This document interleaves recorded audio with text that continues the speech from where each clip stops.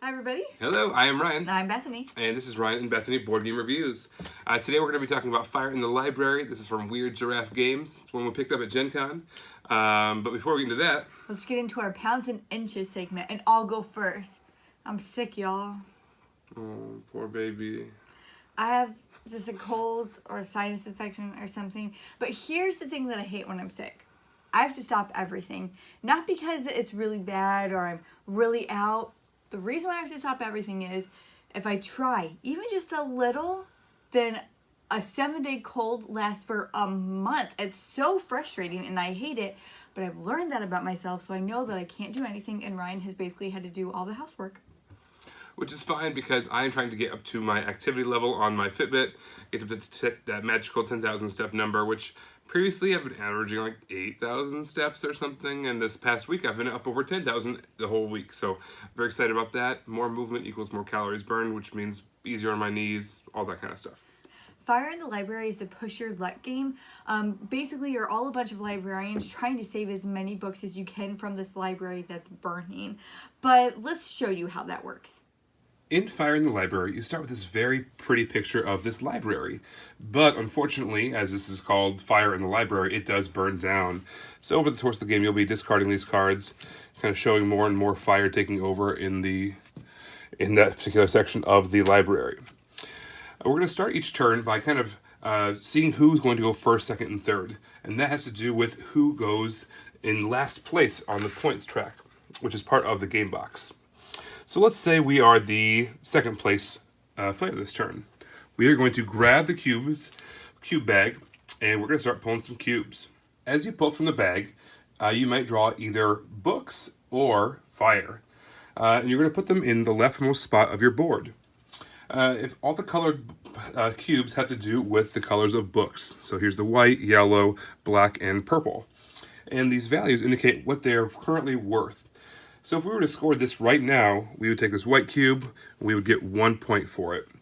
Also, you get additional points based off of wherever your tile is on your card. In this case, we would get a tool card, which are these two cards here, which kind of help you along the way. However, if you get into these areas up here, you actually get some points as well. So let's continue that we kept on going. So we do that, we pull another one out.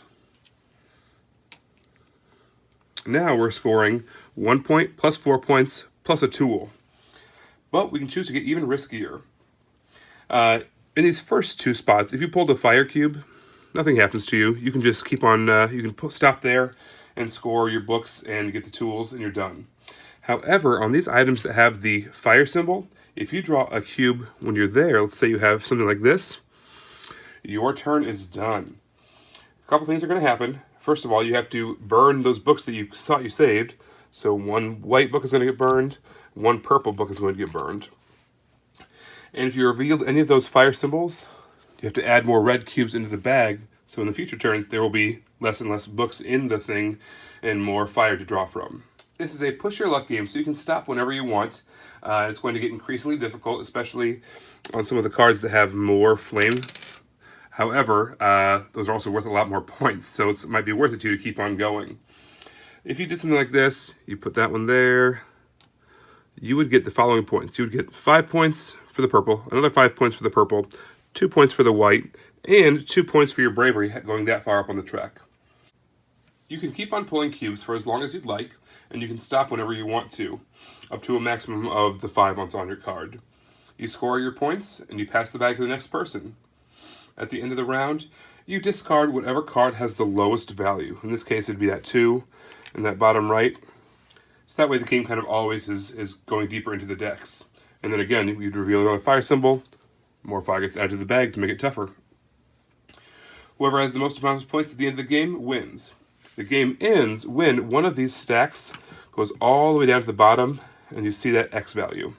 That triggers the end of the game, and hopefully you save a lot of books. So one of the things that I love about this game is the theme. As a library employee and just an overall library enthusiast, I really liked the idea of fire in the library and trying to rescue all of these books. I really liked that. I thought the tool cards were really neat. Kind of those ways to mitigate your luck a little bit, cause a little more chaos towards your opponents. I thought that was fun. I really liked how this game incorporated push your luck. That's the main mechanism in this game, but I really liked how they did it. And I lose a lot because of that, but I like it the entire time.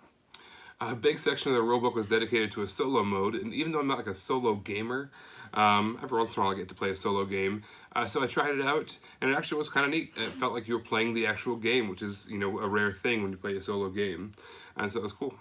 I like the box. I like how it's a book and how it opens up and it has a score track on the inside of that. I really like the aesthetic of that. And I hate it. I think that the score tracker on part of the board itself is really frustrating. You might not be able to see it all that well, but it keeps on popping up. And it doesn't stay down no matter what you do. And that's frustrating to me. The only thing that I still liked the game, actually. I even liked it because of this, because it made a good story. But just, it is potential to not even get a full round of this game, because you could be drawing all of the purple cubes, which are the least in the game. And we had that happen in a game where we just drew all of them, paired with fires, and we got maybe one round before the purple cube stack or purple book stack was completely empty. Yeah, one thing, the cards were inconsistently cut. There were some cards that were just a few millimeters smaller than the rest of the cards in the deck. And so it was very obvious when they were coming up, and that was kind of a weird thing to see that bad of a printing quality. So as a whole, I don't really like push your luck games. And while Find the Library was probably one of the better examples of push your luck games, and within that system that they created, I had a really good time. It's just not a genre that I enjoy. I'm not going to seek after a lot of games in that genre. This did a good job, but I'm probably not going to go looking for more like this. All right, so with that said, the majority of games we own are strategy games, party games, or kids games. And Find the Library with your push your luck game was so refreshing in our collection, and I loved it. And I hope we get more push your luck games. I really enjoyed this. I liked the theme. I liked how it came together.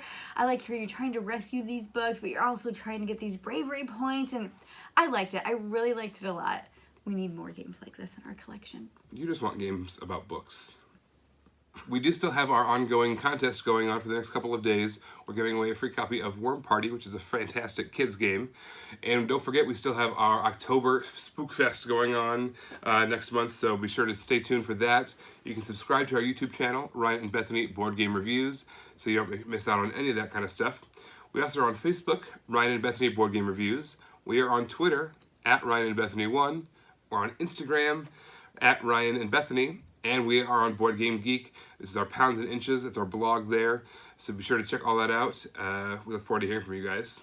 All right, well, this is Ryan, and I'm Bethany, encouraging you to play games, live healthy, and create moments. Bye, guys. Bye, everyone.